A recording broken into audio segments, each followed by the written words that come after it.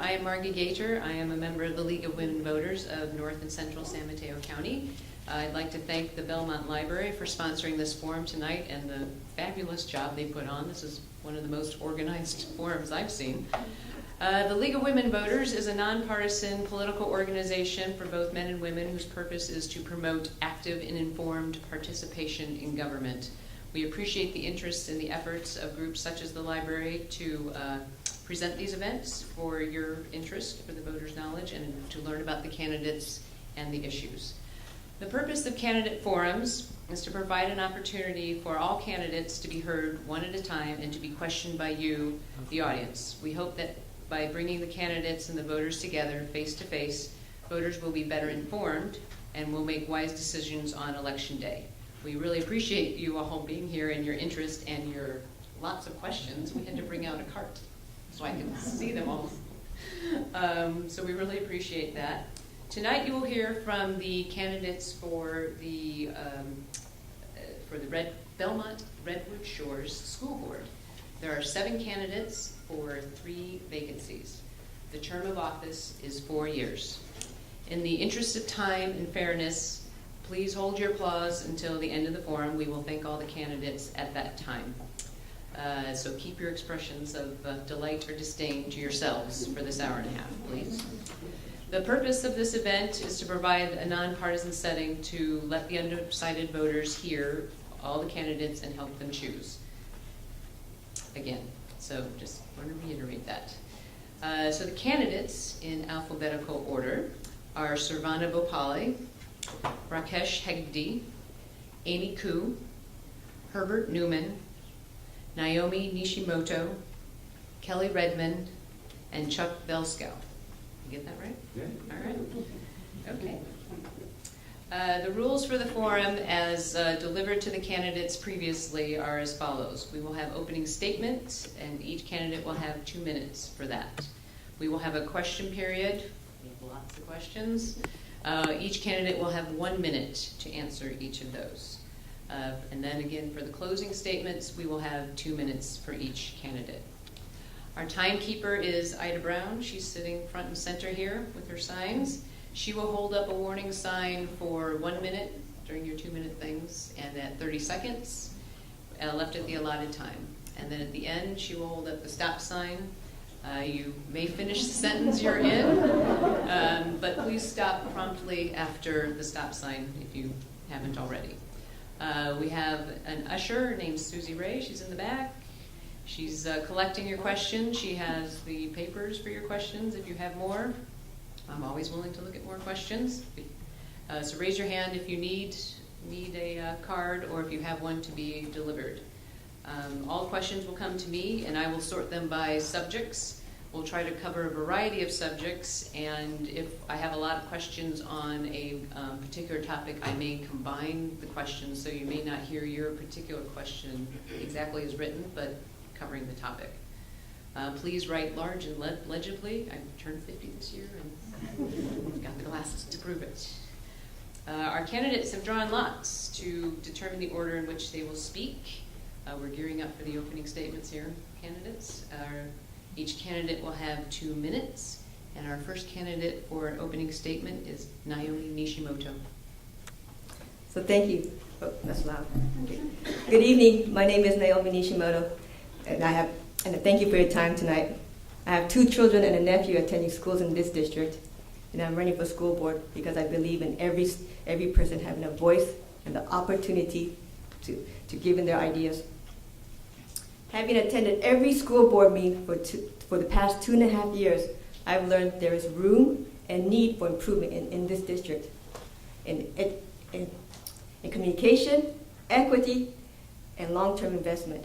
In communication, making sure that important information is given to the community in a timely manner and using all available resources to our advantage. Equity. Again, making sure students of all levels receive equal attention and that every classroom has current technology with training and support available for the users.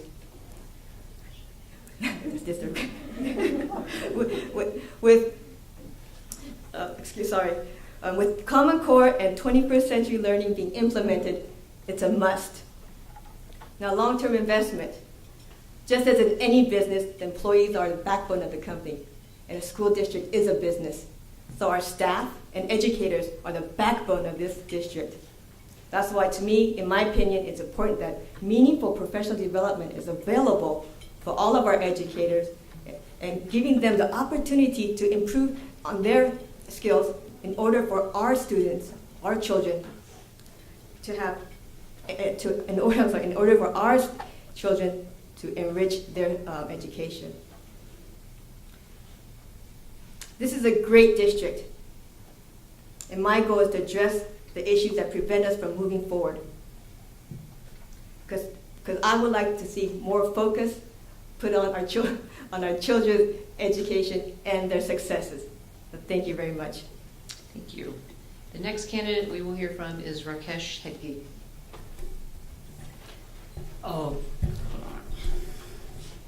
Good evening, everybody, and thank you to League of Women Voters and Belmont Library for hosting this, and thank you everybody else who made the time to show up here.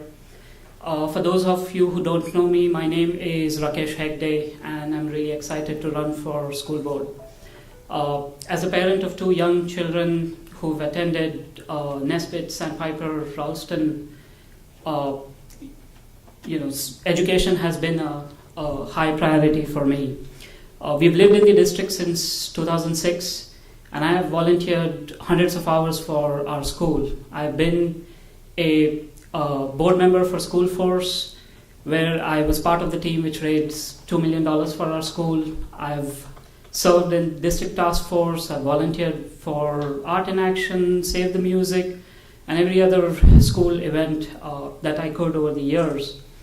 I believe my participation has prepared me to make a meaningful contribution. Being an effective school board requires collaboration and creative thinking to ensure that our resources are utilized at the classroom level and our tax dollars are effectively used and efficiently used.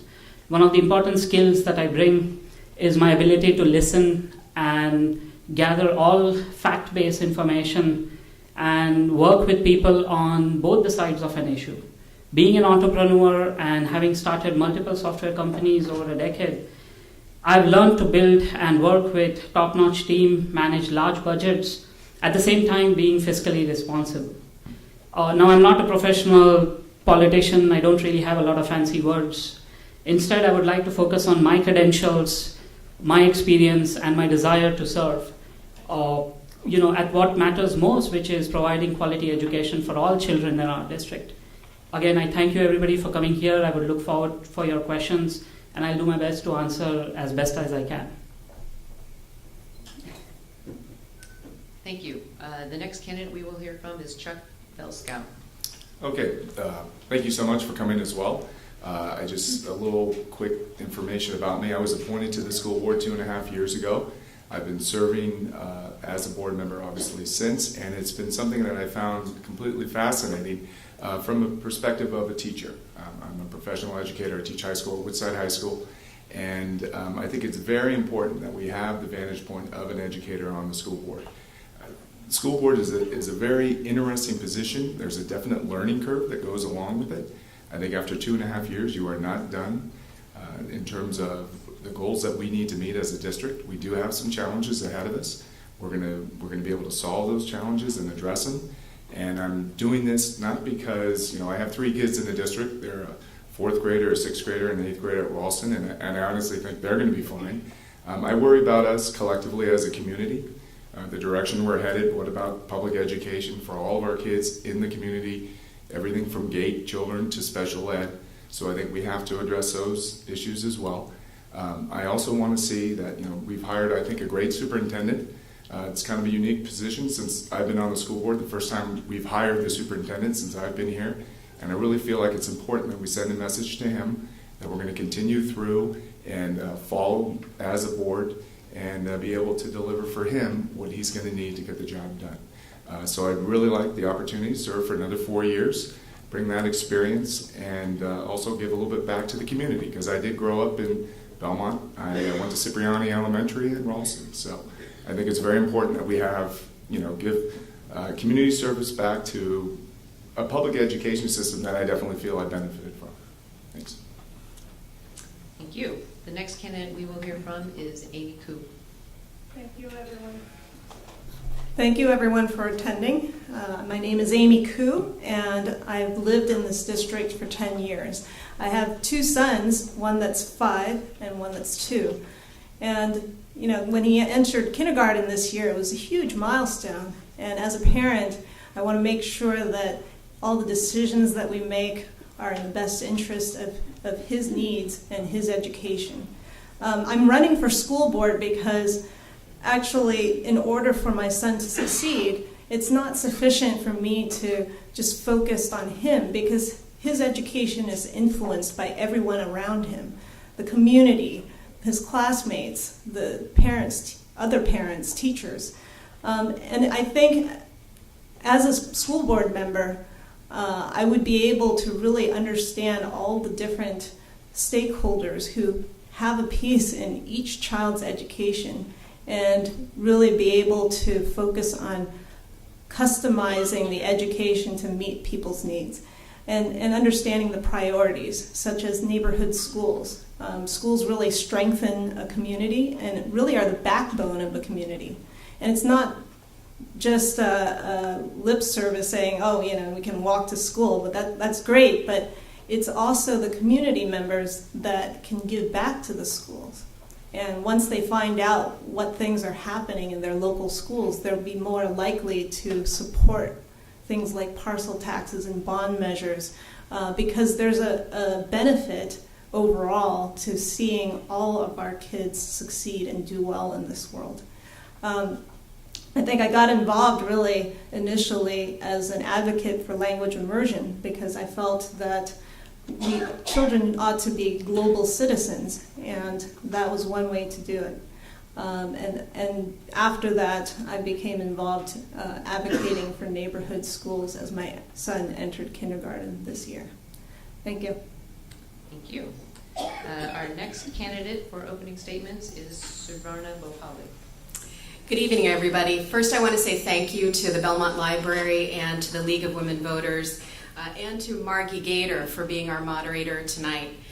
Those of you who attended the last forum know that I truly believe in transformational leadership. That's the kind of leadership that actually transforms followers into leaders. Because I think that while we have 5 people in Belmont making policy, it requires the leadership of all of us to make our district a success. Now, I'll be honest with you, I don't have all of the answers to all of the myriad of issues that our district faces. But one of the things that I will say is my strength is that I'm willing to listen. And anyone who comes to me in good faith and wants to hash out the issues and give productive solutions to our problems, I am welcoming you to the table. And I look forward to that discussion. Now, just to give you a little bit of background, my husband and I are the products of a public school education. We have lived in Redwood Shores for about 10 years, since 2003. I'm an attorney by profession, but I have taken off time to spend with my family. I have 2 young children, a kindergartner and 2nd grader at Sandpiper. And I feel that my professional and personal background in terms of focusing on being a problem solver and a communicator would really be an asset to this district. And I welcome the input from the community, and I look forward to getting your support. And I hope that you will support me to make a lasting change for our children. Thank you. The next candidate we will hear from with opening statement is Kelly Redmond. Good evening. Thank you for coming out tonight. It's very exciting to be here and see all of you. And I'm looking forward to actually meeting each of you. Hopefully afterwards you can stay so I can shake your hand. And thank you personally for being here tonight. I am actually an educator as well. I'm a teacher actually at the Feeder High School, just right next door at Carmont High School. And up to this point, that's primarily how I've been giving back to this community. I've been at Carmont basically since graduation in college. I've been there, this is my 13th year, and I've taught every level, 9th through 12th, and primarily focusing on at-risk students at the high school level, but also regular students as well and advanced students. And I wanted to start kind of expanding how I gave back to this community besides educating at the high school level. I have now a daughter who's in 3rd grade at Central Elementary, and I'm not able to volunteer in classrooms or do that type of thing because I'm in my own classroom during the day. But this is a way that I can start giving back at a different level. And I felt like this is sort of the next step for me as far as professionally, and also just a way for me to get more involved in a community that I love and work in and live in. So that's primarily why I'm running. I also am very interested in the Common Core. As a teacher myself, I'm thrilled about it and very excited about it. And the transition that the teachers are making is something that the elementary through the high school teachers are going to need to start communicating.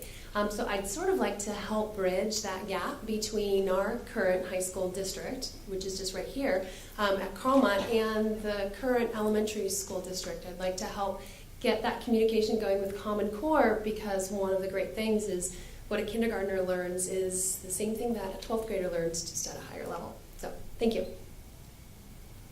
Thank you. And our last candidate with opening statement is Herbert Newman. Good evening. Good evening. There we go. First of all, thank you to the League of Women Voters and the Belmont Library for putting on this event tonight. It's always great to have all of us together and a chance to answer some questions. My name is Herb. I'm a physician, I'm a scientist, I'm a business person, but more importantly, I'm a father. I'm a father of a really cool 9-year-old who's a 4th grader in our district. And it was really his experience in our district with excellent teachers who struggle in a sometimes discombobulated system that really led me to the path that brought me here tonight. This election cycle, you, the voters, are being asked to decide on 2 very important topics. One, you have to elect 3 trustees to the 5-person Board of Trustees. But you also are asked to vote up or down on Measure R, which extends the 2 parcel taxes that would ordinarily expire in 2015 and 2016. Those issues are so important that I'm going to ask a favor of you. The favor is, as all of us answer your questions, listen for the details. Who's going to do it? When will it be done? How will it be done? Why or why not? And most importantly, how much is that going to cost? Because the details matter. You deserve the details. The issues are important. And make sure that you get the answers that you need. So let's get to it. Let's get to the details and let's get started. Thank you very much. Thank you. Now the fun begins. We have lots of questions, so we will get right to it. The first question is, because we're in Silicon Valley, I decided we'll talk about computers, IT, tablets, all that kind of good stuff. So what is your assessment of the district current status regarding IT staffing, internet bandwidth, connection and speed availability, and all that other good kind of technical support for Common Core standard teaching and testing? And also, if you could fold in there a comment about tablets and the use of tablets in the schools. And on this first question, we are going to start with Ms. Koo. So regarding the IT capabilities, I think there have been a lot of IT upgrades in the past year or so. I know some of the feedback, though, is ensuring that the staff actually are able to use all of the IT equipment that is available.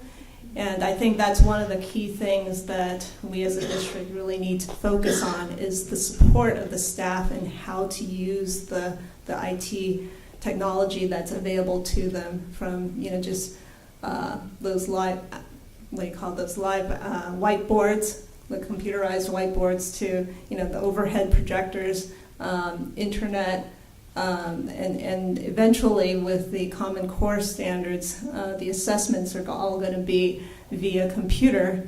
And so how are we going to make sure that the staff as well as the kids are able to take those assessments on the computer? Thank you. Next, let's hear from Ms. Redmond. Okay, so this is a huge issue that is currently also going through our district. How are we going to upgrade and the infrastructure that we currently have? At the high school level, I would say we're a little bit more fortunate. We have multiple computer labs. At the elementary school sites, there's less equipment, but there are still a huge number of students that are going to need to take this Common Core assessment that's going to be computer-based. So not only do we need to get our elementary students up on a computer and typing and kind of those basic skills, but we also need to address the fact that they're all going to need to at some point take this assessment, and do we have enough computers to get that done?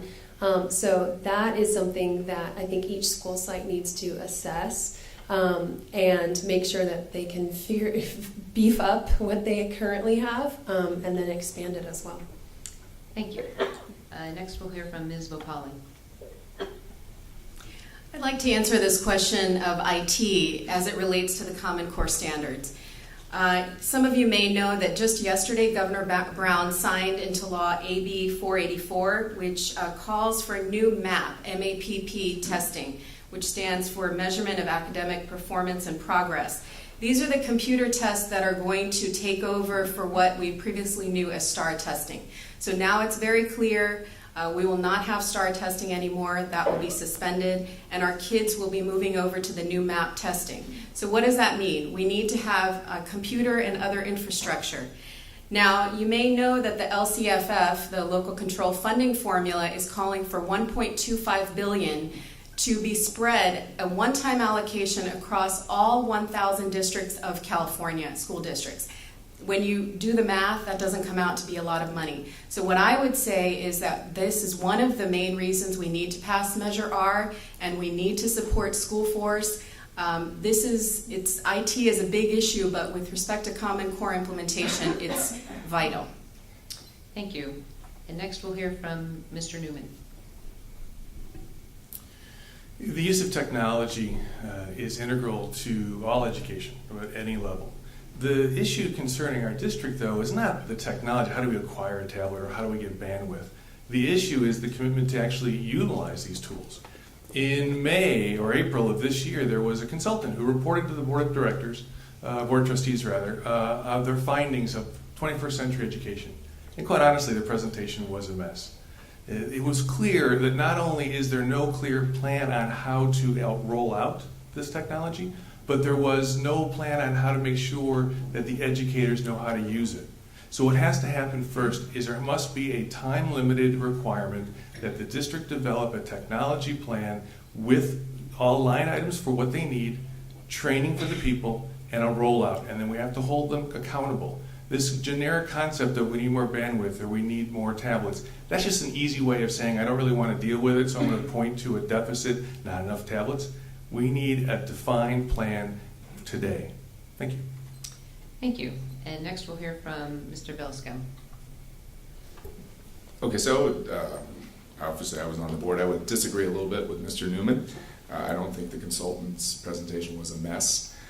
She made some very firm recommendations, and the number one of which we have implemented, which is that we got to provide more support to our teachers just for technology. We all know if you work in an environment where you're using a computer, what happens when the equipment's not working? You need somebody to help you fix it, all right? And that's something that we've done at the sites this year, trying to upgrade that type of support. That's essential. Number two, professional development, all right? Teachers need to have and feel comfortable with the equipment that they're being given and working with, and they can learn from the staff. Right? I was just in Ms. Saveda's classroom, and she is using free software off the internet, for which she won the Ken Award. And those are things that are transferable, and she teaches other teachers about that. So support the teachers with IT support, make sure that they have the proper training, and our kids are going to be able to succeed and use technology. Thank you. And next we'll hear from Mr. Hedge. So, being the technologist, I think it's extremely essential, especially living in Silicon Valley, that, technology is where where it's going, and our children definitely need exposure to that. Having said that, I think we also have to look at a comprehensive technology plan. It just doesn't mean having more computers is not going to get it. Common Core is transitioning from paper-based tests to computer-based tests. But other than that, I think there are more life skills that our kids need to learn. The kids nowadays, they know how to play, how to use an iPad, iPhone, at a very young age. The infrastructure required for that, the support staff required for that, that's extremely essential that our school support that. In addition to that, Common Core has allocated $200 per student on technology.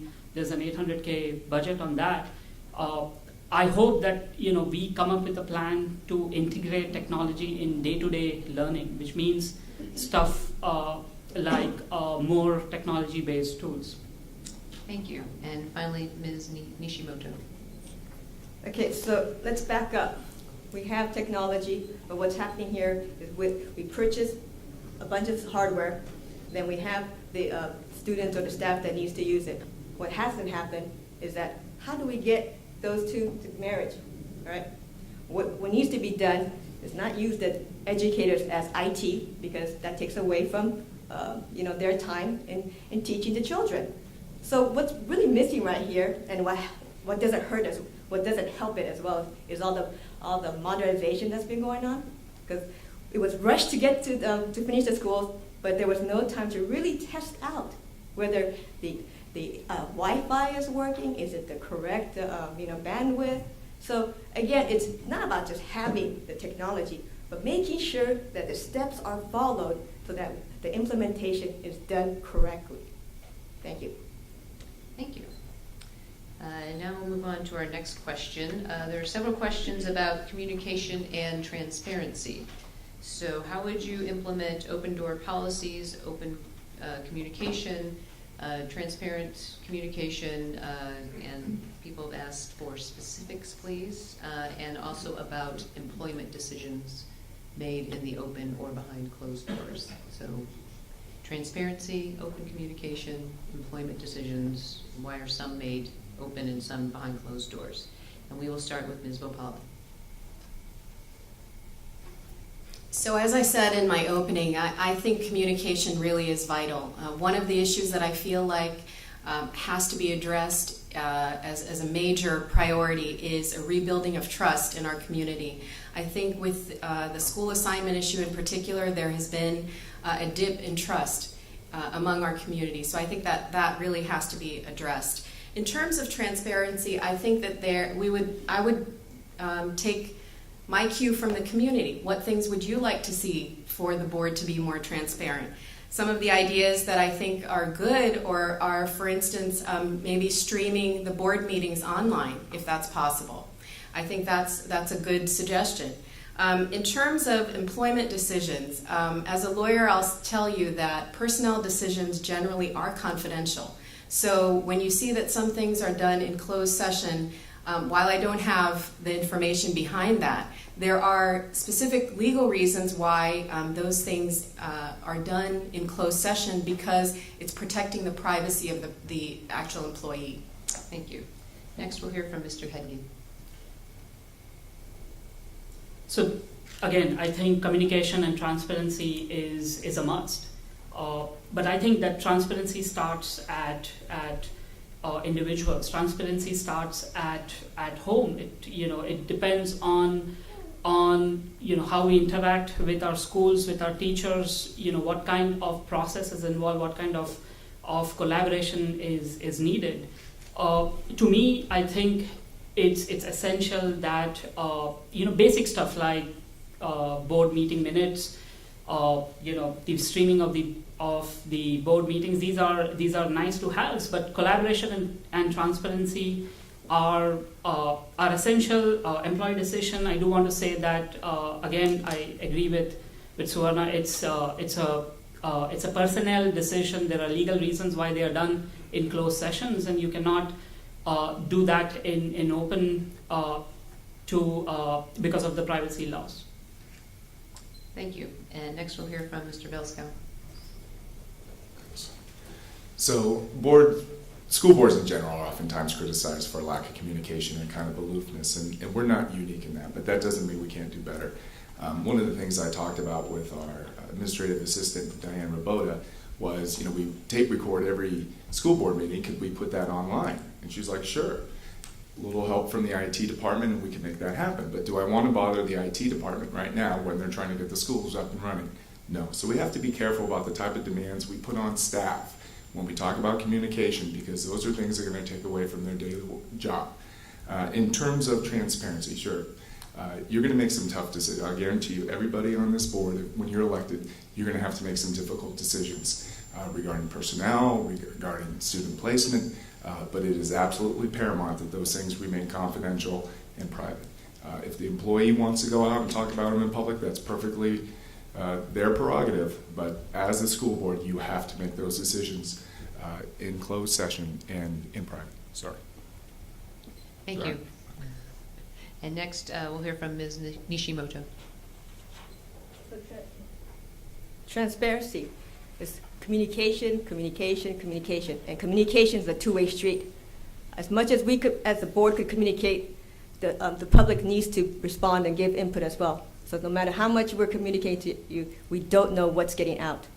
So as far as transparency and then the personnel issues, we have to follow whatever the code, and I don't know the exact terminology, board regulations, but we have to follow what they are. And each school district, it has different regulations.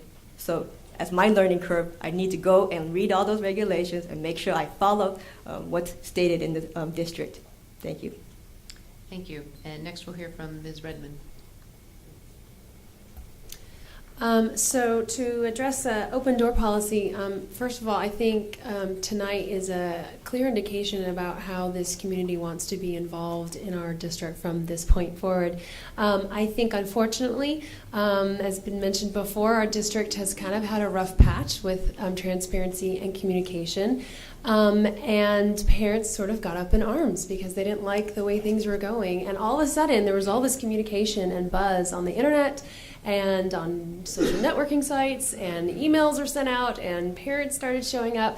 And as unfortunate as it was, because it was around some negative issues, it got people involved. And I think now, as again was mentioned, we need to do some repair work. And all of this energy and concern that you all have for this district, it's clear that you want to be involved, so let's get you guys involved. Get you at the board meetings. And if you can't make it to the board meetings, then maybe there's a way to get you involved on the internet. Thank you. Thank you. And next, let's hear from Ms. Koo. Okay. So regarding communication and transparency, I think these things are critical. And communication is a two-way street, and I think the key component to it is that modus of respect, and that everyone has a valid opinion about things, has valid feedback. And as board members, we ought to be listening to all of that and taking it in and really understand what's driving people. And so that way, when we make decisions, we're transparent. We understand already what people are feeling, what their priorities are. And when we make those decisions, we'll know if certain decisions are going to anger a group of people or not meet a certain group of people's needs. And we go into that decision knowing that we're going to have some explaining to do and some rationale that we need to provide to the groups that are not going to be happy with our decision. And regarding employment decisions, I think one of the key things is who do you notify first and how is it notified? You don't have to have details, but just who do you notify first? Thank you. And finally, we'll hear from Mr. Newman. The first step in transparency is acknowledging how poor current transparency is. For example, if you want to know what the board did at their last meeting, you're not going to get it on the website. The minutes on the website stop in April. Do you want to know how the budget's going this year? No, that's not on the website either. The last audited financials are from 2011 on the website. Not available. Step one, you got to bring all that stuff up to date. Things have to be on the website within 72 hours, or an exception report has to be generated and sent to the board. Number two, we need to stream the meetings via the web in video. Don't buy the story that people are going to be too busy or whatever. It is the responsibility of everyone in the school district to maintain transparency for the taxpayers. That's part of their job, and that needs to be built into their job descriptions. Lastly, you got to take individual responsibility. If I'm elected, I'm going to maintain my blog, I'm going to maintain my website. You'll have the opportunity to know what I think, what I'm afraid of, and what I'm going to do, with the exception of personnel policies, because I absolutely endorse the fact that some issues are not for public discussion. But everything else you can find out live. Thank you. Thank you.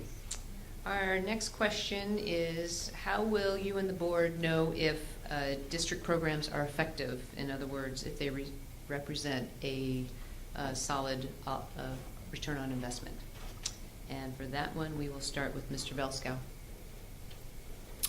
So whenever you're looking at any program, you want to make sure that as you're assessing it, what was the need, what's the intention, what's the clear objective here? I had the good fortune of going out into the school sites last year at the suggestion of the teachers. And to be honest, there's some superintendents who may not be comfortable with that. But we talked to Dr. Milliken this year, and he was comfortable with it. And last year, that was something that was very beneficial. So as board members, we have to go out there, we have to get feedback from the people who are in charge of the program, from the people who are supposed to be benefiting from the program, parents, obviously, primarily, but also district staff. So looking at that, we're certainly going to want to look at some data. Data, I don't believe, is going to tell us everything, but we want to have some observations as well to go along with that. So what was the clear objective? Is that objective being met? What are some things that we may have to do to improve it and address that? Thank you. And next we'll hear from Ms. Nishimoto. So to figure out if an implemented program is effective or not, well, first you have to figure out what kind of program is it. Is it a program that reduces the gap of learning, students with learning disabilities? Or is it a program for extracurricular activity? Now, if it's for learning curve, it's really hard because not everybody learns on the same level. So to say that whether a program is successful or not, you're kind of putting yourself putting yourself for failure. So really, to say that to figure out what a program is successful or not is really to see if your child is happy at school. If your child comes home and says, "Hey, I'm learning. I want to go back to school," then to me that is a success story in any program. Thank you. Thank you. And next for this question is Ms. Koo.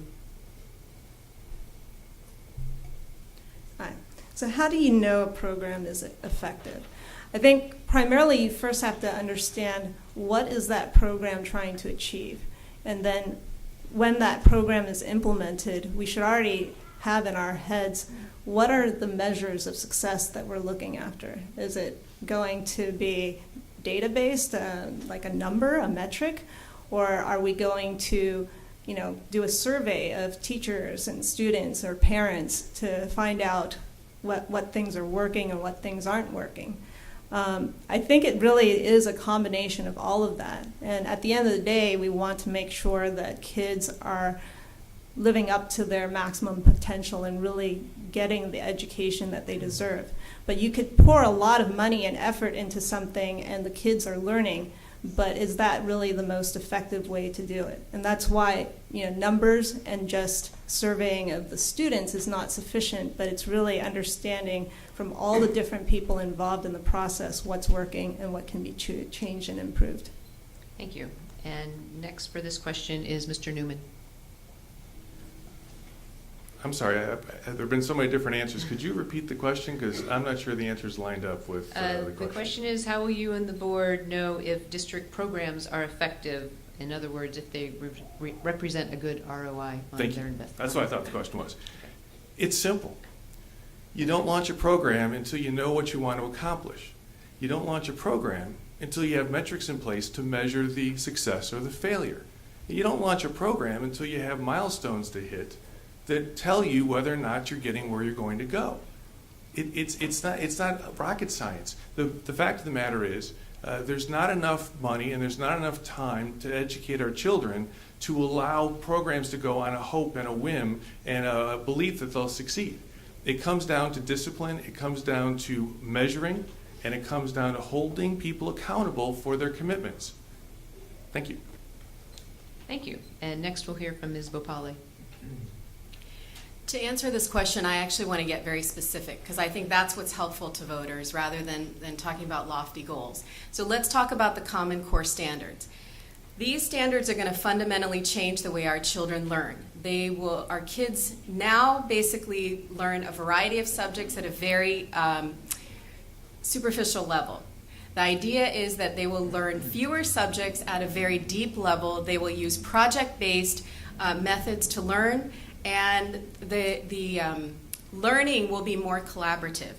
So why do I say that? Because the Common Core standards, as I mentioned before, will have the new MAP testing. So when you have tests, that's a concrete way of knowing whether you have the right return on investment. Now, what I think as a board is, given the fact that we're not going to have STAR testing now, we know that, we should start testing our kids this year. Because other jurisdictions which have started to test have found that there have been dips in the scores. And we shouldn't be afraid of that. We should empower our kids to do better. Thank you. Before it matters. And finally, we'll hear from Mr. Hedge. So while everybody has said, these standard talking points, I would like to add, as a board member, I think it's essential that we have a relationship with somebody like Dr. Milliken, whose goal is exactly that. His goal is to come up with a concrete program for the year, have measurable KPIs or measurable goals, which he then comes back and gives that information to the board. So to me, the step one of bringing in somebody like Dr. Milliken into our district, somebody who has the credentials like him, is the first step. Second step is let the experts handle, the experts being the teacher in the classroom. I mean, these are the experts who come up with a comprehensive plan, which then is put into place. So as a board member, my goal would be to trust the experts in our district, but be accountable, make sure that those goals are measurable and those are reportable and those are looked upon with the data that is provided by the experts. Thank you. Our next question involves... Can I answer the question? Oh, God, I'm sorry. It's okay. Yes, you may. Thank you. Ms. Redmond, the question is for you. Thanks. So our board, I think, will know that we have effective programs. When we, again, I think a lot of us are thinking in the same way. We need to know what's the need that the program's trying to meet. And that's where you start. You figure out, why is this program here? What's the need that it's trying to meet? And is it doing that, or is it going to do that? I'm a big believer on finding out from your experts if your programs are working or not. I've had many programs stop at my site without any conversation from me. And I was running the program. And that's not only hurtful to a teacher who thinks a program's working, but it's also hurtful for the students who have been invested into a program that all of a sudden they are told is gone or is invaluable. So we need to make sure that our message from the board is really clear to both the teachers that we support you and your program, and also the students that if you're invested, we're going to make sure that you succeed. Thank you. My apologies. That's okay. All right, our next question is about the integration of schools into the larger community. How will you work with the Carlmont High School and Belmont Police to address litter, noise, parking, traffic, all those issues that schools, having schools cause all those issues? They are related to having schools here. So how will you work with the high school and Belmont Police to address those issues, litter, noise, parking, traffic? And we will start with Ms. Nishimoto. So you have noise, what is that? Disruption, but then you want neighborhood schools. You want to attend your neighborhood schools. So you can't have both, right? I mean, how are you going to have, you want to attend your neighborhood schools, but then not have any kind of extra traffic or noise. So something has to give. But what I don't like is making sure that it's okay for the other people to suffer, but not my group. That's what I don't like to see. So again, you can't have both. Thank you. Thank you. And next we'll hear from Mr. Newman. These are the type of issues that allow a board to really set a culture.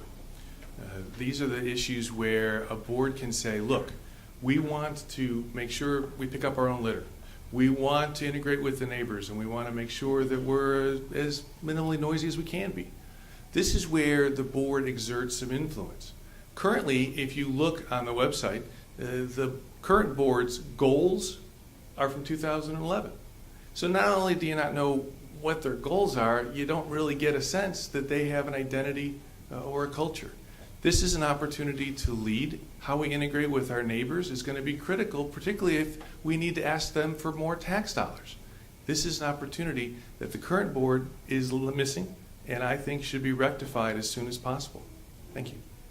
Thank you. And next we'll hear from Mr. Hedge. So, a couple of points actually. I constantly hear, talking about, for example, Herb, you said last audited budget was 2011. That's not true actually. The last audited budget in our website is for 2012. Other thing is, so let me get back to this. I think there are a lot of things that the district currently is doing, which I think is the right direction, the 2x2x2s. It is extremely important for us, for school board, not to act in a vacuum where we just talk about our own schools. It's about reaching out to the community leaders, the council members, and to the overall community. The community is not just the parent community, it's the entire ecosystem in which we live. So I think it's extremely important to reach out to these community leaders, build a system where we have an open dialogue to discuss these issues. Traffic corridor study, there was one a few weeks back. Stuff like those are extremely important. Thank you. And next we'll hear from Ms. Redmond. So I think obviously kind of going back to communication is going to be really important. I know at the high school level we have a school resource officer that works with our campus and the local community just kind of within our area, but I think it's also important that the board is able to figure out a way to reach out to the high school and what's going on there, and then also the rest of the community. I think it's important that the community voices what their issues are. If there are issues within a particular school or around a particular school or business, that those issues are addressed and also addressed at the larger level, at the district level. Of course, when there's a school near maybe a local shopping area, having high schoolers hang out there caused a problem. So we addressed that. If there's an issue of litter at a particular school, then maybe it's really teaching the kids, well, do you want our school to be ugly or do you want it to be pretty? And that kind of goes back to character development. I know a lot of the schools focus a lot on their own safety at the schools, and there, of course, could be more. Thank you. And next we'll hear from Mr. Belskow. So this morning I had to stay at home and see my kids off to school, so I had to leave a little late. And I did something that I haven't done in a long time. Instead of driving up Ralston and sitting in traffic, I took Alameda. So, as a community, we have to be aware that we have a traffic problem. So one of the things we got to be aware of, well, what are some alternatives that we can do? All right, children need to be taking the bus to go to Ralston. All right, the more kids we have on that bus, that's fewer cars. We need to be carpooling. Whenever possible, we need to make sure that we're walking safely to school. If you look at the things that we can do, I just had a conversation with a teacher at Ralston. She's like, hey, if we could open the library in the morning before school starts, parents can, there's some children who just can't take the bus. They can drop their kids off a little earlier. So some kids can stay after school a little bit longer, and you don't have the mad crunch right at 8:15 and then 3:10. So I think being out in the community, being a parent, being aware of these situations, we can fix a lot of these problems. And especially when it comes to working with the police department, everything from traffic safety to school safety, we're going to have a good relationship with them. Thank you. And next we'll hear from Ms. Koo. Hi. So relating to integrating schools into the broader community, I think a lot of it actually goes beyond just the school board and the district administration. It's really sometimes the day-to-day execution of certain things. And I'll give you an example of just coordinating an early dismissal day at Ralston, for example, where there was a ton of miscommunication, and Samtrans didn't know that it was going to be an early dismissal day, and they didn't have buses ready to go, and it led to a complete disaster. This year we started the school year late, and I live across the street from a bus stop, and I started seeing all these buses roll by, 4 of them all at the same hour, and I go, gosh, this is the Ralston school schedule.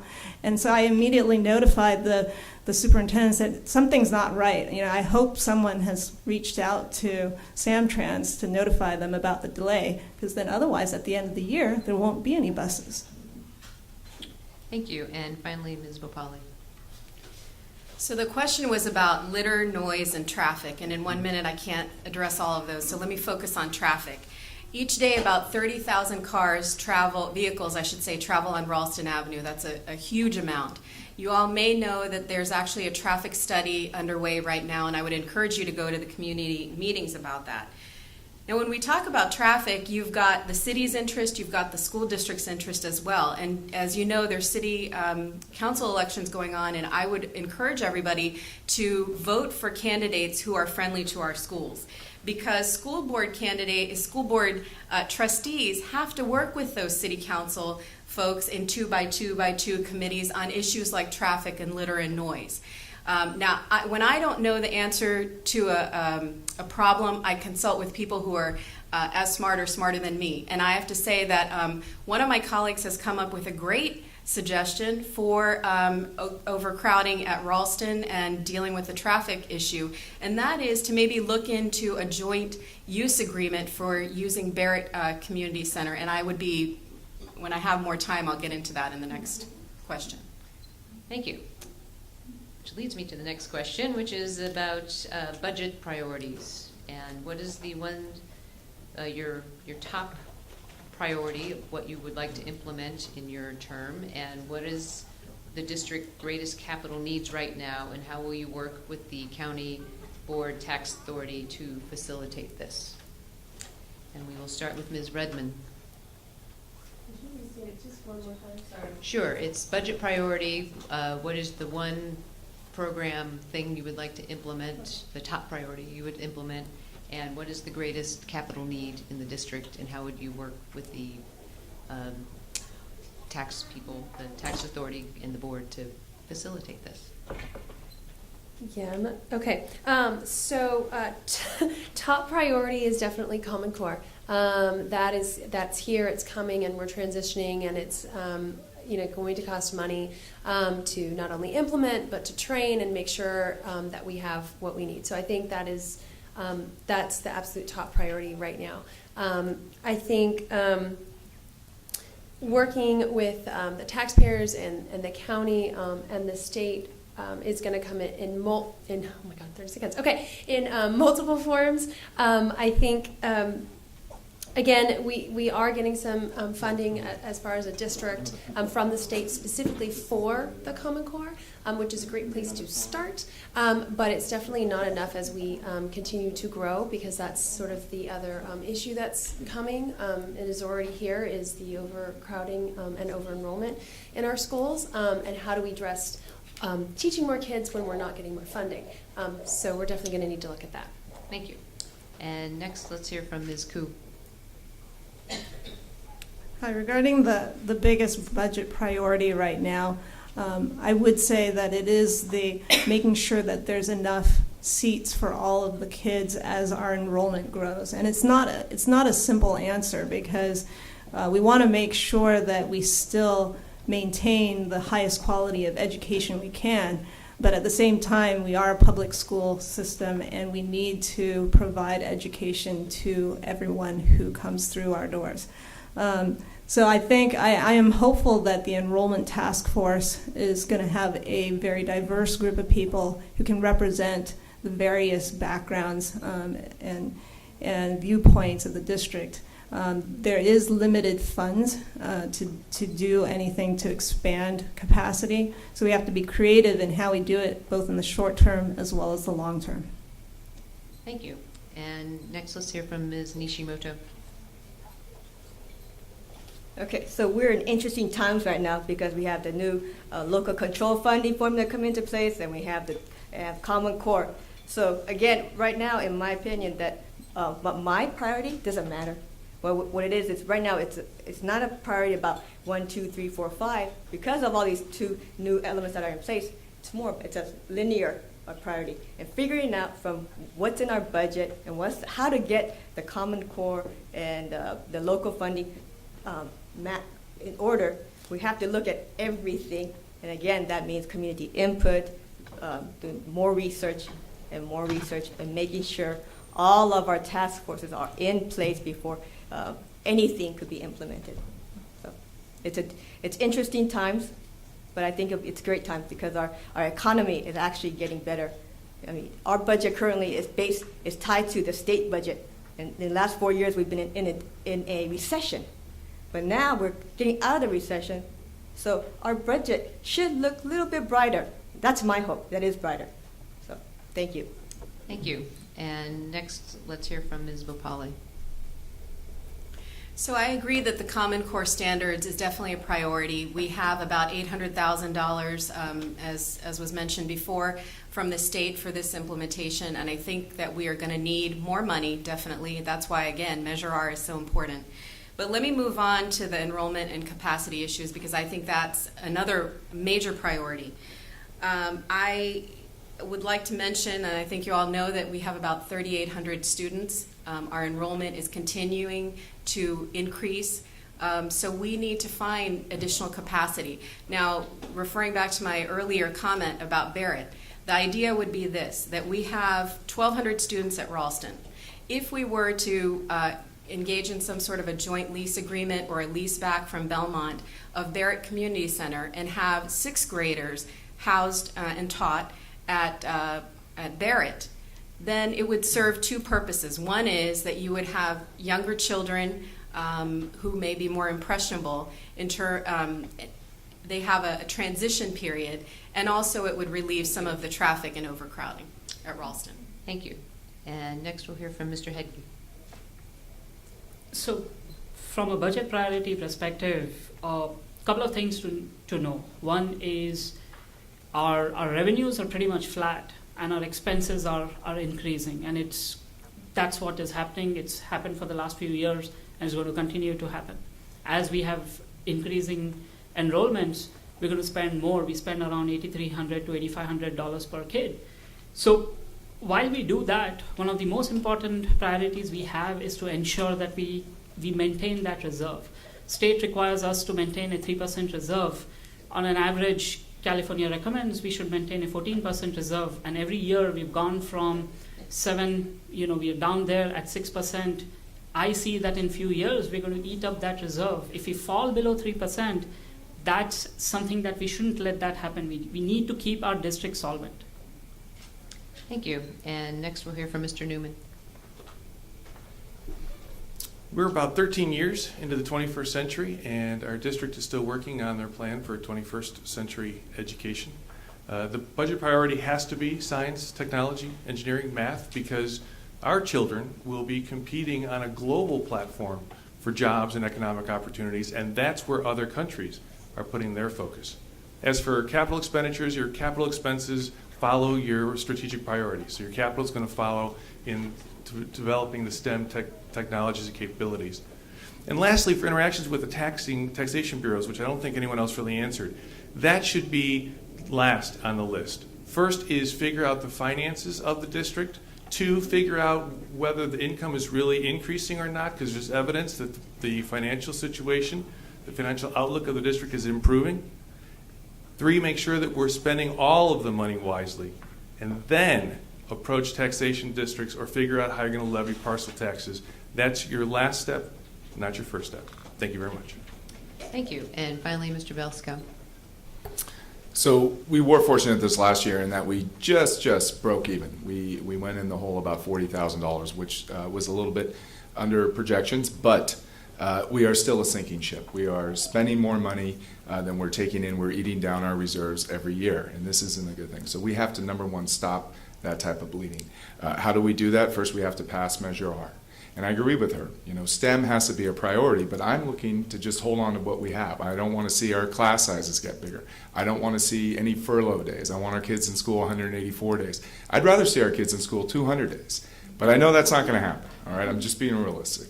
But these are the things that we do. We got to hold on to what we have, and if we're going to put an emphasis on STEM, that means that we're going to support a science classroom at every school, at every elementary school, so we can have science teachers who have their own room. So we're going to support our teachers and our classified staff. Oh, Super Bowl. Okay, we're back. Good job. But so number one, let's just hold on to what we have, and ensure that we can maintain those things and pass measure our police. Pass measure. Super Bowl or Monday Night Football, right? Yeah. Okay, thank you. All right, our next question is you all are obviously very accomplished and busy people. So being a board member, you represent our kids' education and interest, but it's non-paying and a time-demanding job. So what do you think your time commitment should be to this role, and how will you balance the needs of the overall school district with your daily job and family? And we'll start with Mr. Heggie. I think my wife can answer that question better. When I started volunteering for School Force, the first meeting I had, I was told it's a couple of hours a week. And after serving on the board for a few years, I realized that it was few hours a day. You need to figure out a way to work your schedule. Fortunately, I have a flexible schedule. I own my own business, and a lot of School Force meetings happen in my office actually. So. But the reality is, once you get into this, you realize that it's a large commitment. You end up spending 15 to 20 hours a week, and I think that's what this job deserves. I think that's the kind of commitment you need to put in. The number of hours is not just that board meeting that you attend; it's the amount of hours that you go out, talk to the community, talk to the other leaders in the community, talk to the parents. I think few hours a day is what this job requires. Thank you. And next we'll hear from Ms. Bopali. I have to laugh because my husband calls me a professional volunteer. So I have thought about running for the school board for a number of years. I have a 5 and 7-year-old, and I didn't run because of the time commitment. And my youngest now is 5. She's just started kindergarten, and so I feel now I have the time to properly devote to being a board member, and I did that with all consciousness. I think it's very important that board members just don't come to a couple of meetings a month. There is a lot that has to go on outside in terms of communication with the public, doing your own independent research. And I can say from my own personal experience that, as I said in my opening, I've decided to take off time from my career to be home with my kids. And so I can pledge to you that I would definitely give the time needed for this job. Thank you. And next we'll hear from Ms. Redmond. Okay, so I think when you're passionate about something, you make it happen. I think many of you who are parents in here, whatever happened to all that time when you started having kids and you sat there and you went, what did I do with my time before having kids? Like, really? You just kind of figure it out, and I think you make it happen. There's always going to be a balancing act. I think there are days that you're going to spend more hours on something than another, and I just think definitely as a new board member, it's probably a steep hill up to try and figure that out. But I think if you're passionate, you just make that happen and you carve out the time that's necessary. And I think that's true with anything that whether it's a hobby or whatever it is, if you want it bad enough, then you make it happen in your life, and somehow that time shows up for you miraculously, just like it did when we had kids. So thanks. Thank you. And next, let's hear from Mr. Belskow. So when I was appointed, it was an interview panel, and one of the things I said, I was coaching football at that time at Woodside, and I realized the time commitment involved, and I said, well, if I was actually, you guys give this to me, I would give up football, and so I did, and that's about a 20-hour-a-week commitment. I would say board membership or serving on the board and doing what you really should be doing is probably about 15 hours. So my wife was actually happy. She's like, hey, this isn't so bad. And you don't have to watch film on Sunday morning at like 7 o'clock.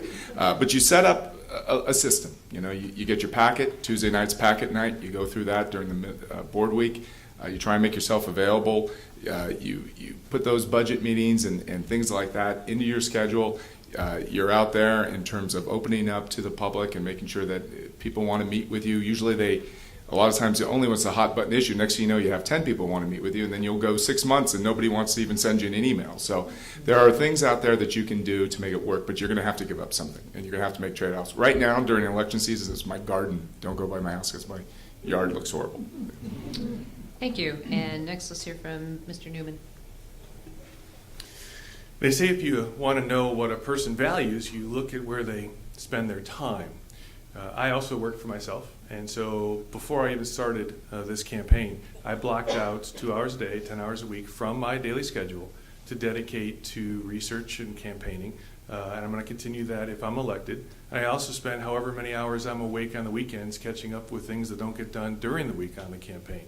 It's that dedication to detail, it's the hard work, the homework, if you will, that makes the difference. It's that study that lets me know that the last audited financials on the board website, district website is 2011. The 2012 budget numbers are unaudited estimates.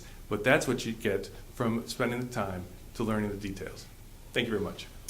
Thank you. And next, we'll hear from Ms. Nishimoto. So that's a good question. And just like any board policies or decisions you make, you look at, why we want to run for school board, and then do we have the commitment and time? So in my case, I looked at my commitment to my family, my commitment to my work. I work full-time as a landscape architect, and then my commitment to extracurricular activities. 5 years ago, no, I would not have had this time and energy to do it. But now I do, and I'm making this commitment because it is part of being a community servant.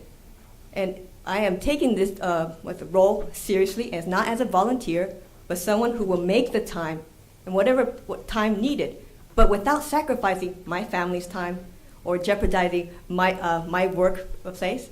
So again, it's whatever the person commits to. And as long as you are true to yourself and follow through on what you've committed, there's no issue with time.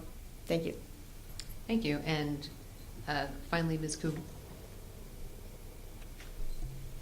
So, yes, this position is voluntary, and people ask me all the time, wow, you're going to commit to this. And I said, yes, because I'm passionate about it. I think in the past I've always spent at least 15 to 20 hours doing something that I was passionate about. And at this point in my life, I've put pretty much all the other things on hold, and this is the only thing I'm focused on. I think this is doable, and I'm going to put the time into it because I have a flexible job right now. I work in Foster City for Gilead Sciences that allows me to take time during the day if I need to meet with people and get things done in the evenings.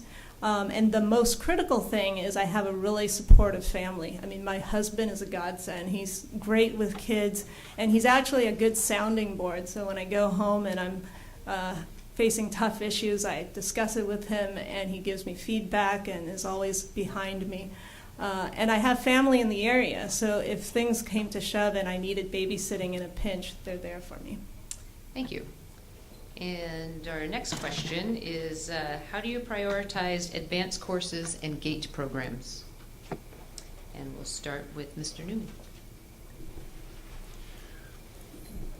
Advanced courses and GATE go hand in hand with 21st century education. One of the great mistakes is allowing GATE or advanced programs to fall by the wayside, because if those children's parents have the ability to pull them out and take them to a private school, that's a huge loss, not only for the students who are GATE eligible, but for their classmates who don't have the ability to interact with those students. It has to be a priority. We have to spend just as much effort on those children that are on the top end as those that are in the middle and those that are struggling at the bottom end of the curve. And lastly, you'll hear a lot about Common Core curricula. It explicitly says in the California Integration Guide of June 2013 that those children that are at the upper end, those gifted children, are not supposed to be held back or restrained to the middle based on Common Core standards. There's a big mistake and a lot of discussion going on around that. That's simply just not true. We need to focus on all our children, including the gifted. Thank you. Thank you. And next, Mr. Belskow. Yeah, GATE is an essential program, especially in an area like this where there are so many gifted children. However, the state did cut out our categorical funding. So while right now we can identify GATE children, we cannot necessarily provide services for them. It's basically left up to the teacher on their own.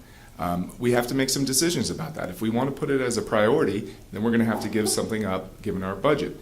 For example, in 2 years, we will no longer have to offer transitional kindergarten legally. If we don't want to offer transitional kindergarten, maybe now we can think about having a GATE coordinator and having a program that will support the teachers, be it with more training for GATE students, pullouts, an integrated schedule. There's some things that we can look at there. But I agree, GATE is essential, but you can't get something if you don't have some type of coordination. And that has to come from a coordinator at the district level who's supporting the teachers in the classroom. It's too much right now, given all the students' needs, to expect the teachers to solely do it all by themselves.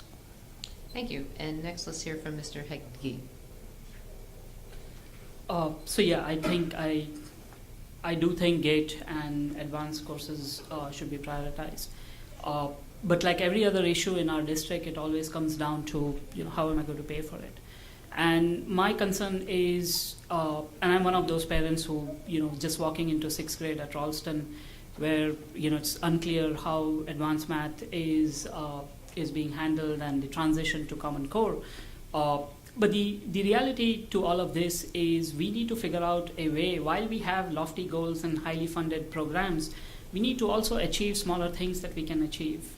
There's a lot that the teacher does at the classroom to identify the wide spectrum of students that exist in the classroom.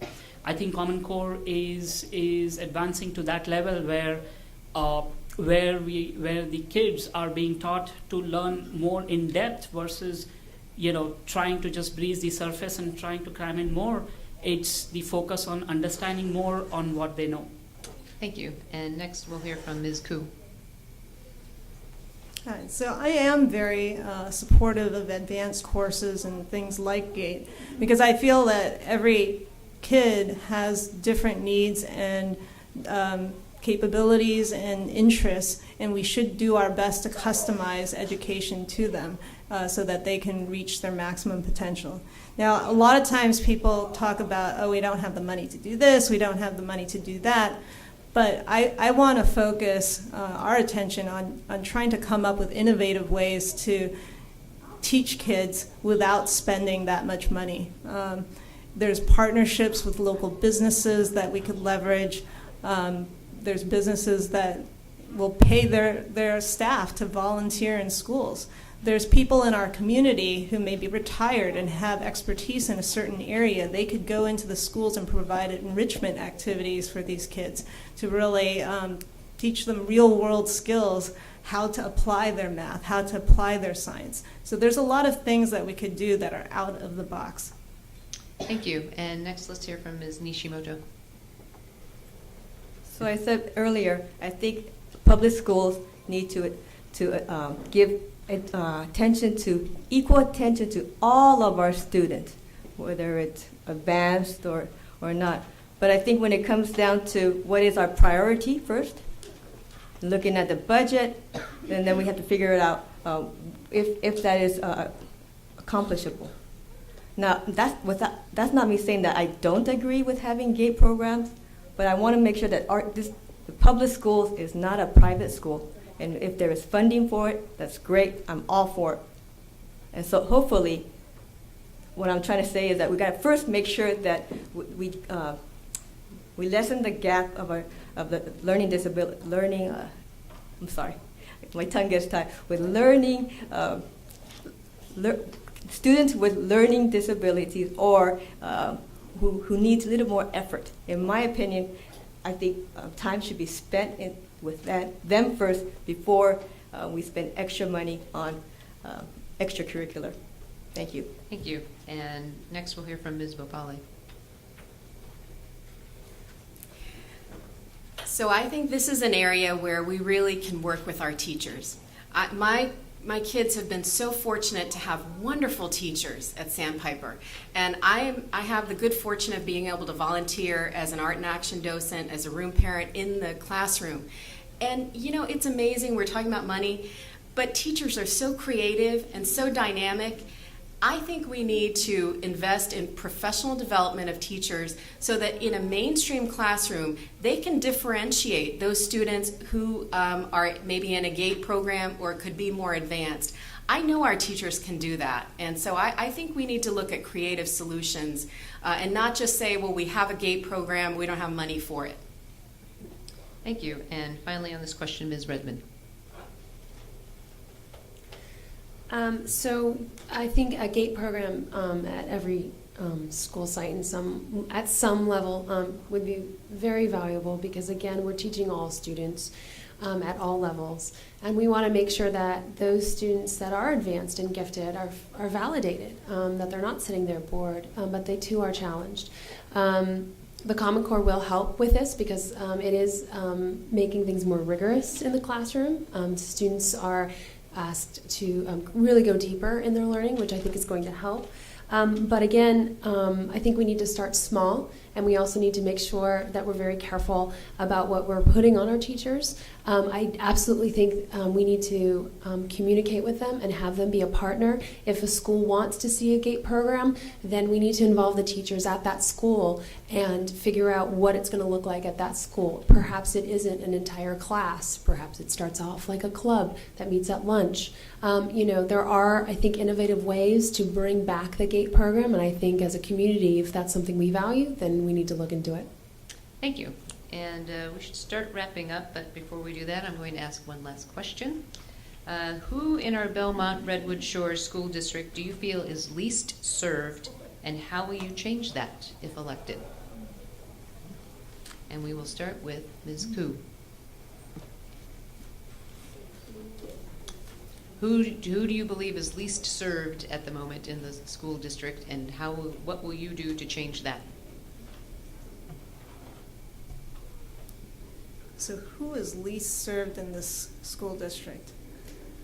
It's a really tough question to say, because I think as a district we're trying to meet everyone's needs, and to say off the top of my head that this group is least served is a tough one. I think we actually have to conduct an audit, really, of what's going on in the school district to understand if there are populations that are least served. And it doesn't necessarily mean a student population. It could actually be the staff or administration. Until you really find out what is happening day to day, it's hard to pinpoint who is least served.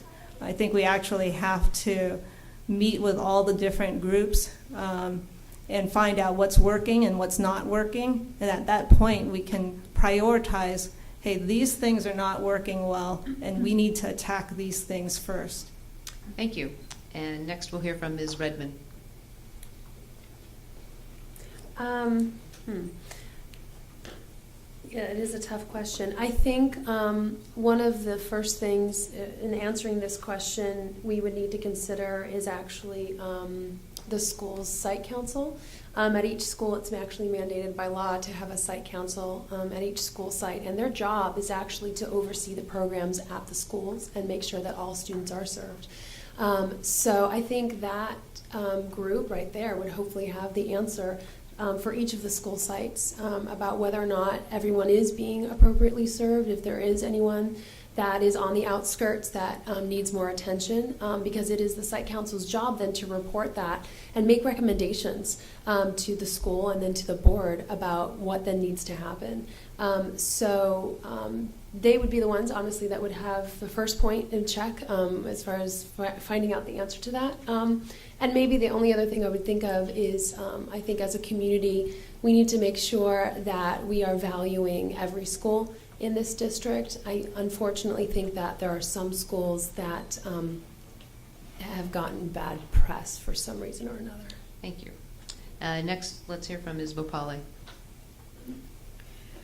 I'm going to kind of rephrase the question. Rather than talking about who's least served, I want to talk about who's least considered.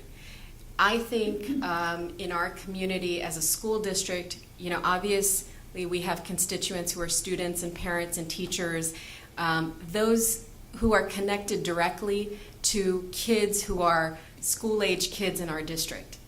But sometimes as a school board and as leaders, we forget about those who don't have kids in the district. And as I look around the room, I see a lot of folks who are older, and I see nodding their heads.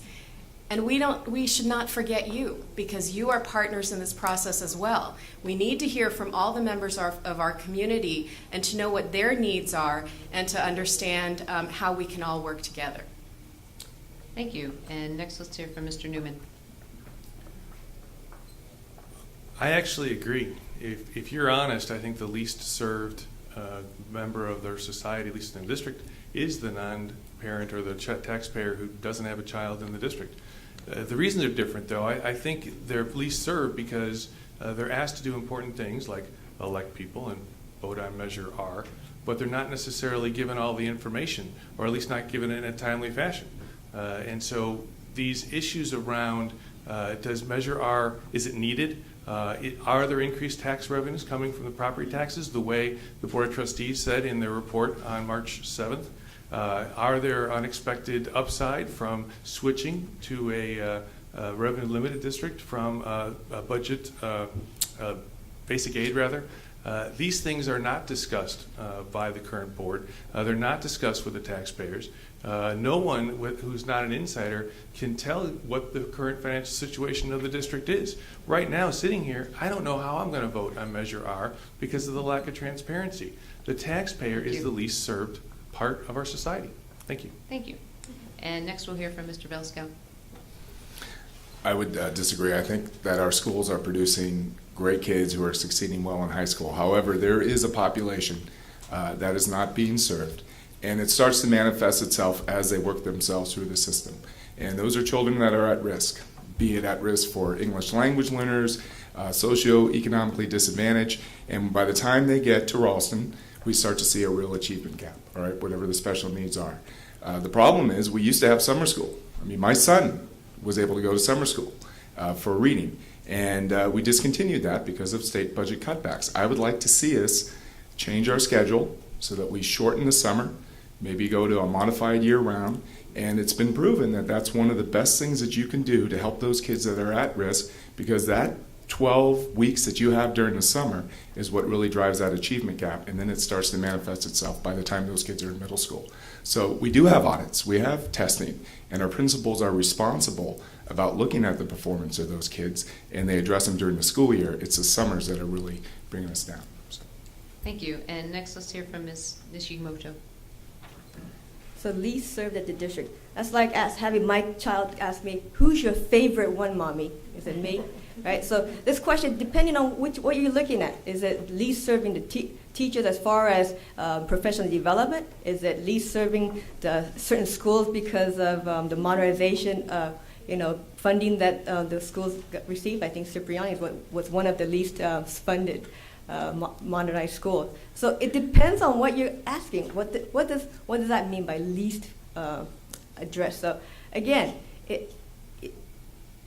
depending on who's asking the question is the answer that you're going to get, because if you're talking about money going towards a school or school getting the attention of whether it's the population of what kind of children are attending, it's all different. But again, this district is a good district, and I don't see any schools in this area that's being disserved. Thank you. Thank you. And finally, we'll hear from Mr. Hegde. So I don't think there is one particular school which is least served. I think there are 7 schools, 1 district. I truly believe in that. I think the budget is fairly in line of that. I do want to point out a few facts quickly. Measure R is important because we have 2 parcels. One is expiring in 2015, one is expiring in 2016. Our budgets are done 3 years in advance. If we lose that funding, again going back to the reserves that we have, we don't want to lose existing funds. Second thing, Measure R is no increase in tax. It's not a single extra dollar. It is continuation of existing tax. Fact number 3, seniors are exempt from that. Anybody who's above 65, you can claim an exemption by filling a simple form. And all these facts are there in the website. There was a meeting in school board meeting where they spoke about Measure R. People came into that meeting. So I'm just worried about, these misinformation that's being spread around. Go to the website. There's all sort of good information. Thank you. I'm sorry that was our last question. I want to thank the audience for so many great questions. This is just amazing. We're going to move to the closing statements. Each candidate will have 2 minutes for their closing statements, and we are going to reverse the order from the opening statements. So we will start with Mr. Newman. Thank you. At the beginning, I asked you to pay attention to the details, so I'm going to follow my own advice, and I'm going to give you a couple details because I think it's important. It's about Measure R, and you hear a bunch of stuff. Don't listen to anybody. Don't listen to me. Go to the website. Go to the school district's website. Look at the March 7th board minutes, and they'll reference a document that was submitted by Nellie Hungerford, then co-superintendent. 2 things are fact about that submission. Number 1, she says unequivocally we are going to transition from basic aid to state supported, which means every student every day gets paid. Kind of solves the enrollment problem, doesn't it? Fact number 2, she says upside to property taxes upside for this year, $585,000. Have you heard any of those 2 facts in all the discussion around this Measure R? No. You got 2 puff pieces, everyone did, cost $40,000. I have the receipts. Doesn't talk about it. Those are facts, those are details. That's what matters. Your decision now is who do you vote for? I argue it's a matter of trust. I argue it's who is telling you the truth. Who do you understand? Who is willing to tell you the truth, look you in the eye and say these are facts? Don't believe any of us. Do your own due diligence. But the facts are this board will be changing as many as 3 new people of a 5-person board, up to a 60% change in voting members. I need to be on that board. I can help that board get prepared for the struggles of the future. I can help them fix some of the wounds of the past. And I can help make sure that our children receive the best possible education, and that education is fully funded in our district, but fully funded in a transparent and open way. Thank you very much. Thank you. And next we will hear from Kelly Redmond. So again, thank you for coming out tonight. I'm looking forward to hopefully meeting a lot of you afterwards. So again, whether I get elected this time or next time or whatever, I will continue to serve this community. I'm not going anywhere as a high school student. High school teacher for the high school students. Sometimes I feel like that. I'm sorry. Anyway, so I'm going to continue to do that for this community. I love my job. I love the high school students, and I love that atmosphere. And I love my job, and that's what I do. And I do feel like it's a service to this community, but it's also a passion of mine. But I would like to take that next step, and I'd also like to serve the district that my daughter's in. I'd like to get involved, and I feel like this, for me, is the place where I can get involved and really make a difference. I think I offer a unique perspective in that I am at the feeder school, and I do see kind of what's coming, and I can kind of project some of that, and I can offer that expertise. I've been on site councils and governance councils. I'm leading professional development within my district. So I'm not only have the teacher's perspective, but I also have the parents' perspective, and I also have the perspective kind of on the other side as well, lending a hand to teachers and administrators as well. So I'd like the opportunity to kind of help bridge that gap between our 2 districts and make both of our districts strong, and because eventually all your kids end up with me at some point. So knowing that, I'd just like to make sure that I'm there for them and there for this district as well. Thank you. Thank you. And next we'll hear from Sarvana Bhopali. In closing, I want to answer a question that was posed to me by a voter. And he asked me, why do endorsements matter? And I would say endorsements matter because endorsements generally come from those who voters already trust. So I've been really fortunate to get endorsements from the Vice Mayor of Redwood City, Jeff G., from Council Member of Redwood City, Roseanne Faust, as well as the Belmont City Treasurer. Now, why should that matter to you? Because those are the people that the school board has to work with. Those are the people that we have to make the decisions in terms of traffic and noise and litter and all the issues that we were talking about before. Now, I have some other comments, but I can't let this go in terms of what Herb said about Measure R. I think that needs to be addressed. At the time that Nellie Hungerford talked about the effect of the LCFF, no one knew what the effect of the LCFF would be. Okay, so now we know that our district we spend about $8,300 per student. The LCFF level is $6,800 per student. Which would you choose? Of course you would choose $8,300 per student. Of course we want to remain basic aid. We do not want to go into LCFF or revenue limit. And so I vehemently disagree with Herb on that. To get back to my closing, I think that you've heard all of our answers tonight and you've seen how we run our campaigns. And so now the choice is in your hands. I think we need leadership that works together. We've seen recently how gridlock has just destroyed Washington. We need people who can work together, and I would like to be on the board to do that. Thank you. Thank you. And the next closing statement will be from Amy Koo. Hello all. Thank you again for sticking with us to the very end. I do want to highlight something that no one's talked about much before, is the fact that there are 5 board members and 3 are going to be changing. I think the key thing to keep in mind is what's the level of diversity in the board? Okay, so do we have representation from male and female, different ethnic groups, people who live in different geographic areas? I myself am a mom of pretty young kids. I'm new to the district. I have that experience of not being part of the district and how that communication and transparency really gets lost. So I have that fresh in mind, and I've worked collaboratively with the district to try and help improve some of those communications. And I want to be able to continue to do things like that. I feel it's very important that there be diversity on the board, because when there are differing opinions and feedback, we look at problems differently. We come up with different kinds of solutions, and then we also have more sympathy and empathy to our constituents, who are all very different people.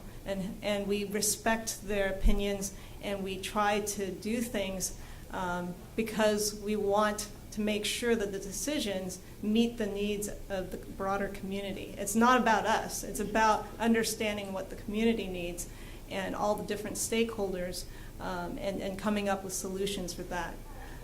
So I think besides being a young mom, and that's relatively new to the district, I also have strong skills in being able to balance supply and demand. That's my professional expertise, as well as improving processes and really doing more with less.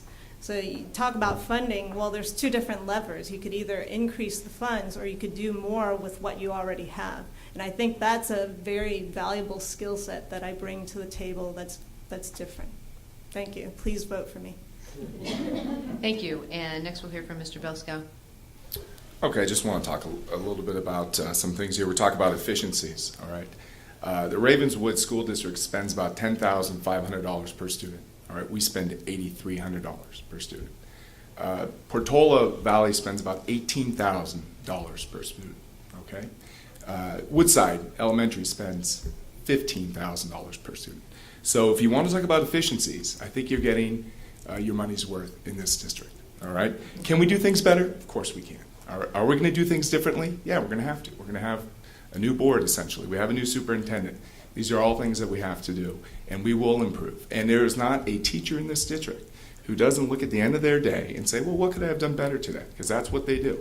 I'll bet you Diane Sexton, who got San Mateo County Teacher of the Year down at Nesbitt in the transitional kindergarten program, I'll bet you she's taken a quarter of her curriculum saying, hey, it's got to go. We're going to do something differently next year. So we are going to get better. We're always going to improve, but that's the nature of schools. And I think we do a great job with what we have, but we need to have the support of the community. I think I've proven in the past, I co-chaired Measure U, that I can bring the community together. I think there's people in this room who can bring the community together. And whatever problems we have, be it financial, communication, we can solve them. So thanks. I hope you guys give me another 4 years to try and do that. Thank you. And next we'll hear from Rakesh Hegde. So as we all know, the school board plays a critical role in the quality of education that our children get. I also recognize that we are fortunate to live in a community where education is such paramount. But every year we face tough decisions, from everything from funding, resources, curriculum, to enrollment. And we face these serious issues where we need experienced members who members of board who are not just driven by a single issue or who are driven by emotions. We need members who are experienced, who look at all sort of data, who are objective in nature, who are fair, and who are focused at providing quality education to all kids and not just our own.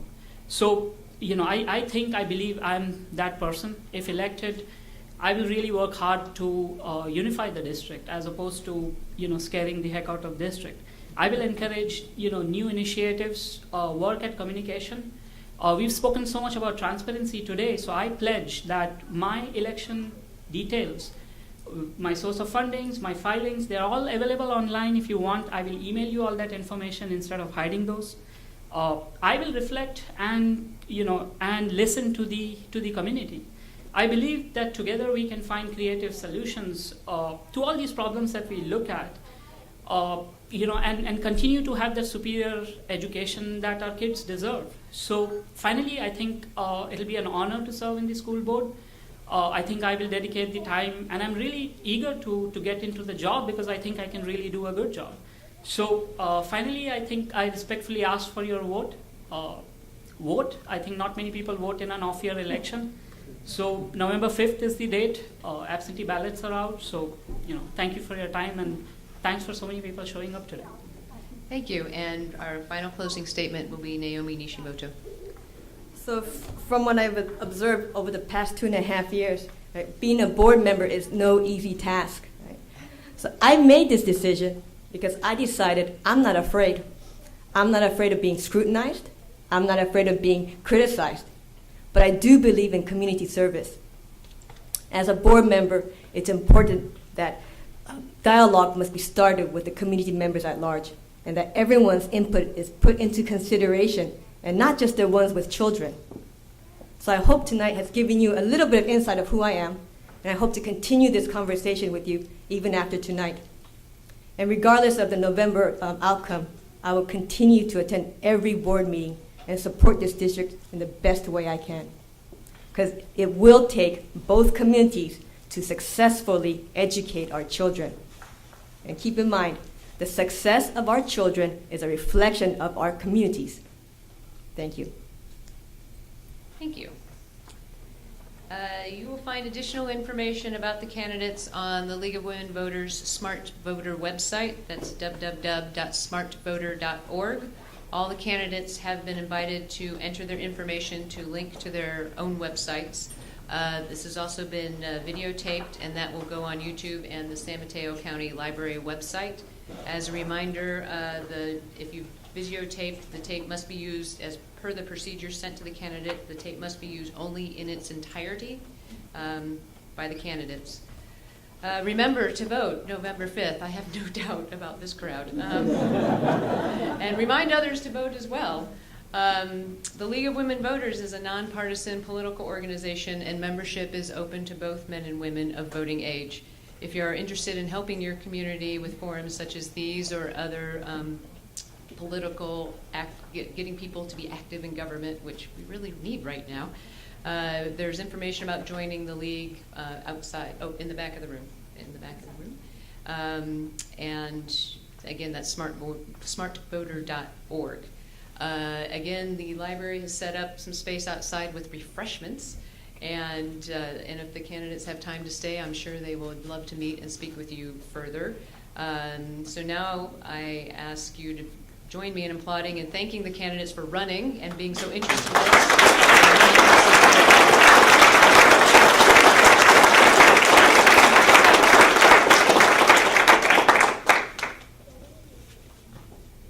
And I just wanted to thank everyone as well, the candidates and the audience, for making the time to do this tonight. I also want to remind you that there will be another forum sponsored by the Neighborhood Association of Belmont, which will meet at the Nesbitt Elementary School from 6:30 to 8:30 on October 16th. And now I hope you enjoy the rest of the refreshments and meeting the candidates personally. Thank you.